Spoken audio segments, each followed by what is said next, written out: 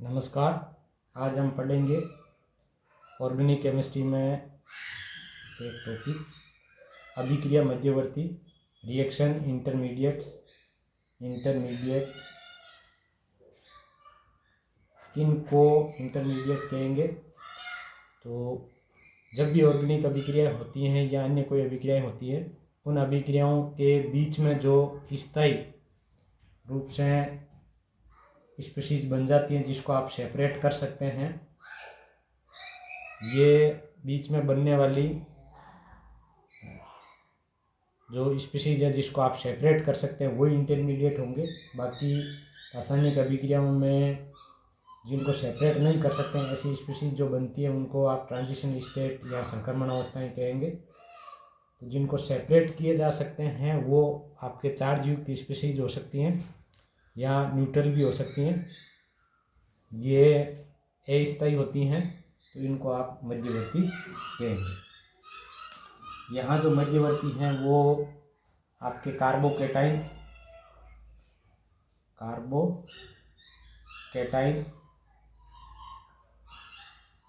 Carb A9,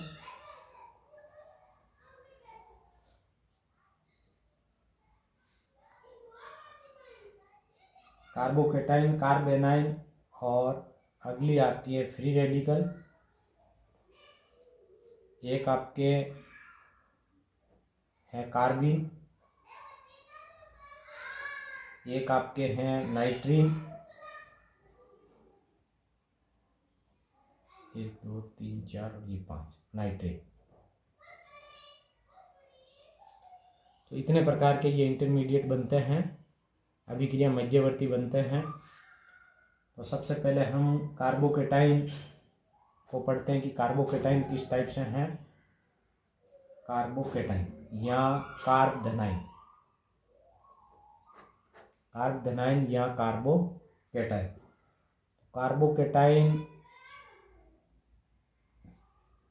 एक general एक अभिक्रिया ले रहा हूँ, मान लीजिए ये अभिक्रिया है, इसमें इसकी इलेक्ट्रोनेगेटिविटी हाई है। तो जब भी रिएक्शन होगी उसमें ये बॉन्ड के जो आपके इलेक्ट्रॉन है जिनको आप बीपी कहेंगे, बॉन्ड पेयर, उस बॉन्ड पेयर के इलेक्ट्रॉन को ये ले जाएगा और कार्बन के पास में इलेक्ट्रॉन की कमी हो जाएगी, कार्बन के पास पॉजिटिव चार्ज आ जाएगा। इस प्रकार के बॉन्ड का जो विखंडन होता है, बॉन्ड क्लीवेज, इस बॉन्ड क्लीवेज को हम हेटेरोलाइटिक बॉन्ड क्लीवेज कहेंगे, क्योंकि यहाँ पर बॉन्ड के दोनों इलेक्ट्रॉन जो है वो कोई एक परमाणु या समूह लेके जा रहा है। इस प्रकार से बंध का विदलन हुआ है, तो ये होमोलाइटिक क्लीवेज नहीं होकर के हेटेरोलाइटिक क्लीवेज में इसको हम पढ़ेंगे। विस्मास बंध विखंडन, इस विस्मास बंध विखंडन में ये जो आपकी स्पीशीज बनकर के निकली हैं, इस स्पीशीज को आप कार्बोकेटाइन कहेंगे और इसको जनरली हम C+ रूप में व्यक्त करेंगे।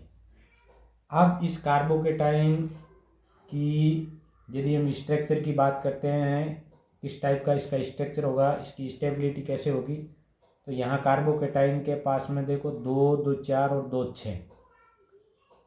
6 इलेक्ट्रॉन है, पॉजिटिव चार्ज हैं। कार्बन का स्वयं का जो इलेक्ट्रॉन है वो ये लेकर के निकल गया है, तो पीछे उसका इलेक्ट्रॉन बचा नहीं है। तो इसका जो आपका संकरण होगा वो sp2 हाइब्रिडाइजेशन हो जाएगा, sp2 हाइब्रिडाइजेशन। और इस प्रकार से कार्बन के पास में ये 3 बॉन्ड पेयर होंगे जो इधर लगे हुए हैं, या कुछ भी समूह हो सकते हैं। जैसे हम मेथिल की बात करेंगे तो ये आपका मेथिल हो गया, और एक वेकेंट ऑर्बिटल इसके पास बचा रहेगा ऐसे, और इसमें कोई चार्ज नहीं रहेगा। और कार्बन के पास में पॉजिटिव चार्ज, ये रिक्त कक्षक है, वेकेंट ऑर्बिटल रिक्त कक्षक, ये इसकी संरचना बनेगी। तो इसकी जो संरचना में कोई भी इलेक्ट्रॉन या एलपी भाग नहीं लेकर के न्यूक्लियस को मिलाते हैं नाभिक। तो इस प्रकार से इसकी समतल में त्रिकोणीय ट्राइएंगल शेप बन गई, ट्राइएंगुलर शेप बन गई, प्लेनर ट्राइएंगुलर, समतल त्रिकोणीय, ये इसकी शेप होगी। अब ये कार्बोकेटाइन की यदि हम बात करेंगे कितने प्रकार के ये कार्बोकेटाइन होते हैं, तो वो कार्बोकेटाइन कार्बन के जो टाइप है, जैसे ये कार्बन जिस पे पॉजिटिव चार्ज है वो कार्बन कैसा है उसके आधार पर इसका टाइप पढ़ेंगे हम। तो यदि वे एक अन्य कार्बन से जुड़ा है तो ये कार्बन आपका जिस पे पॉजिटिव चार्ज है अन्य कार्बन से जुड़ा है, तो ये कार्बन आपका 1 डिग्री कार्बन हो जाएगा, तो ये प्राथमिक कार्बोकेटाइन माना जाएगा। यदि जिस कार्बन पे पॉजिटिव चार्ज है वो 2 अन्य कार्बन से जुड़ा है तो ये 2 डिग्री कार्बन होगा, और इस प्रकार के बनने वाले कार्बोकेटाइन को हम 2 डिग्री कार्बोकेटाइन या द्वितीयक कार्बोकेटाइन कहेंगे। कार्बन जिस पे पॉजिटिव चार्ज है और वो यदि 3 अन्य कार्बन से सीधा जुड़ा है तो उस कार्बन को हम 3 डिग्री कार्बन कहेंगे, और इस प्रकार से बनने वाले कार्बोकेटाइन को हम 3 डिग्री कार्बोकेटाइन कहेंगे। एक मेथिल आ गया आपके जिसमें कोई भी कार्बन नहीं जुड़ा हुआ है, जिस कार्बन पर पॉजिटिव चार्ज है उससे, तो ये मेथिल कार्बोकेटाइन बन गया। मेथिल कार्बोकेटाइन को हम इसी में शामिल कर देंगे प्राइमरी में ही, प्राइमरी कार्बोकेटाइन या प्राथमिक कार्बधनाइन, सेकेंडरी कार्बोकेटाइन या द्वितीयक कार्बोकेटाइन, टर्सरी या तृतीयक कार्बोकेटाइन।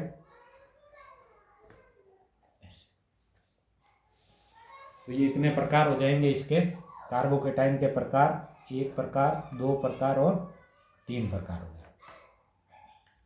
अब यदि हम इनकी स्टेबिलिटी की बात करते हैं कि इनमें से कौन सा ज़्यादा स्टेबल होगा और रासायनिक अभिक्रिया में कौन सा कार्बोकेटाइन बनने की यदि संभावना समान हो तो कौन सा बनेगा, या अभिक्रिया किस दिशा में चलेगी, तो उसके लिए हमें इनकी स्टेबिलिटी चेक करनी जरूरी है। यहाँ इनकी जो स्टेबिलिटी है उसको 2 फैक्टर प्रभावित करेंगे। एक आपका प्लस आई इंडक्टिव इफेक्ट,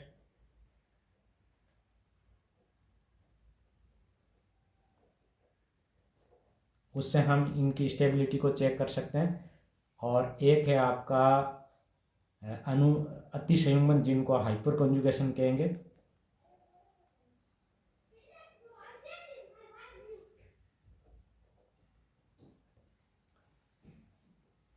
तो उनके द्वारा हम स्टेबिलिटी चेक कर सकते हैं। तो सबसे पहले हम इस इंडक्टिव इफेक्ट के द्वारा इनकी स्टेबिलिटी को चेक करते हैं।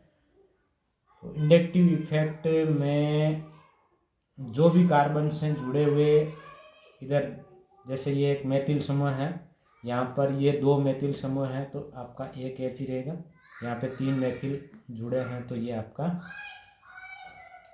कोई H नहीं लगेगा, यहाँ पे 3 H लगे। तो यहाँ पे किसी भी H का कोई प्लस आई प्रभाव नहीं लग रहा है। यहाँ पे एक CH3 समूह का प्लस आई लग रहा है। यहाँ पे 2 डिग्री कार्बोकेटाइन में 2 CH3 का प्लस आई प्रभाव लग रहा है, और यहाँ पे 3 CH3 समूह का प्लस आई प्रभाव लग रहा है।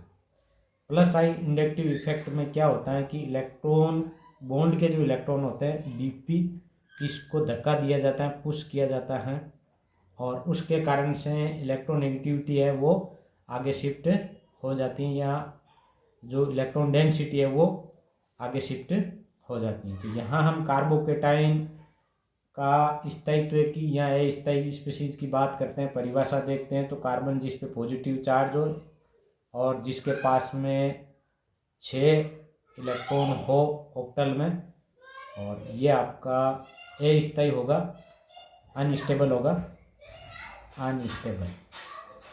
इसका अनस्टेबल होने का कारण ये पॉजिटिव चार्ज या ऑक्टल में कमी है। तो जो कारण इस कमी को पूरी कर दें, या तो ऑक्टल को पूरा कर दें या इलेक्ट्रॉन डेंसिटी को बढ़ा दें, वो इसके स्थायित्व को वृद्धि करेगा। तो यहाँ पे हम देखते हैं कि एक प्लस आई प्रभाव है, एक CH3 समूह का, यहाँ पे 2 CH3 समूह है तो 2 प्लस आई प्रभाव है। यहाँ पे 3 CH3 समूह का 3 के कारण से प्लस आई प्रभाव है। प्लस आई प्रभाव में इलेक्ट्रॉन डेंसिटी ऐसे करके पुश की जाती हैं और इस कार्बन के पास में पहुंचती है। जो इसका ऑक्टल में 6 इलेक्ट्रॉन थे, इलेक्ट्रॉन डेंसिटी कम थी, वो प्लस आई के कारण से इलेक्ट्रॉन डेंसिटी कुछ बढ़ जाती है। तो कोई भी चार्ज युक्त स्पीशीज जिस पे जितना ज़्यादा चार्ज होता है वे स्पीशीज उतनी ही अनस्टेबल होती हैं, अस्थायी होती हैं, और किसी भी चार्ज युक्त स्पीशीज पे जितना कम चार्ज होगा वह स्पीशीज उतनी ही ज़्यादा स्टेबल होगी। तो यहाँ पे प्लस आई प्रभाव के कारण से इस पॉजिटिव चार्ज को इस प्लस आई के द्वारा कम किया जा रहा है। यहाँ पे इलेक्ट्रॉन डेंसिटी बढ़ रही है जिससे इस पॉजिटिव चार्ज को कुछ हद तक कम किया जा रहा है। तो यहाँ से यदि आप प्राथमिक कार्बोकेटाइन से लेकर के 3 डिग्री कार्बोकेटाइन की तरफ बढ़ते हैं तो प्लस आई बढ़ रहा है, जिसके कारण से कार्बन पे पॉजिटिव चार्ज को कुछ हद तक न्यूट्रल किया जा रहा है। इस वजह से सबसे कम जो चार्ज बचेगा वो आपके 3 डिग्री कार्बोकेटाइन पर इस पे रहेगा, तो ये सबसे ज़्यादा स्टेबल होगा। तो ये मोर स्टेबल हो गया। और सबसे ज़्यादा जो चार्ज बचेगा वो आपके मेथिल पे रहेगा। कोई भी प्लस आई नहीं है तो जितना चार्ज है उतना ही रहेगा, तो ये सबसे लेस स्टेबल हो जाएगा। इस प्रकार से इनकी स्टेबिलिटी प्राथमिक, द्वितीयक और तृतीयक की तरफ चलते हैं तो स्टेबिलिटी बढ़ती जाती है। तो इस साइड में आपकी स्टेबिलिटी बढ़ती है, इधर स्टेबिलिटी।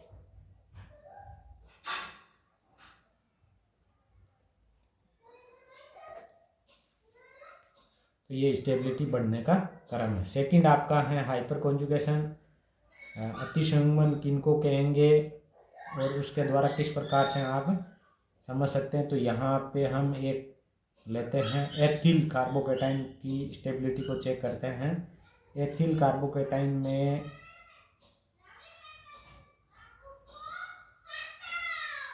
इस पे पॉजिटिव चार्ज है और ये कार्बन दूसरे वाला जिस पे कोई चार्ज नहीं।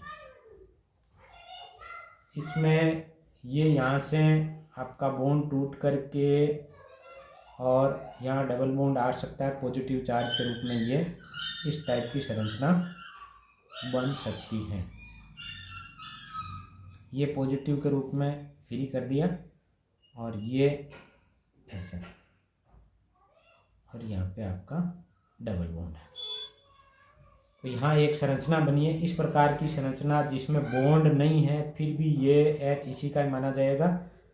तो इस प्रकार की संरचनाओं को हम बिना बॉन्ड वाले रेजोनेंस हाइपर कॉन्जुगेशन कहेंगे।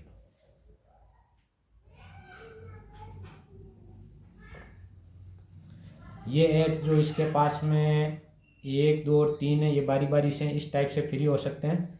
तो अब की बार में जैसे मान लीजिए ये H फ्री किया तो ये दूसरी संरचना बन गई। इसी प्रकार से इस H को तीसरे वाले को फ्री करके हम एक थर्ड स्ट्रक्चर बना सकते हैं।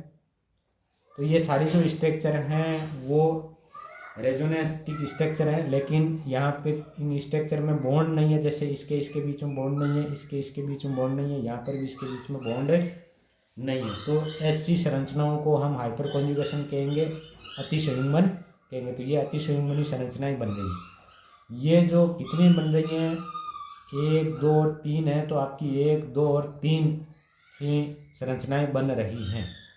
तो ये जो H हैं वो क्या हैं, ये H कोई भी फंक्शनल ग्रुप हो सकता है या चार्ज युक्त हो सकता है। उसके पास वाला जो कार्बन है वो आपका अल्फा कार्बन होगा और ये इसके हाइड्रोजन होंगे। तो ये हाइड्रोजन की जितनी ज़्यादा संख्या होगी उतना ही इसमें आपका हाइपर कॉन्जुगेशन चल रहा है। तो यहाँ देखते हैं कि यहाँ पे कोई भी इस टाइप से हाइड्रोजन नहीं है। यहाँ पे 3 ये हाइड्रोजन है, यहाँ तो 3 स्ट्रक्चर यहाँ बने, यहाँ पे 3 और 3 6 हैं।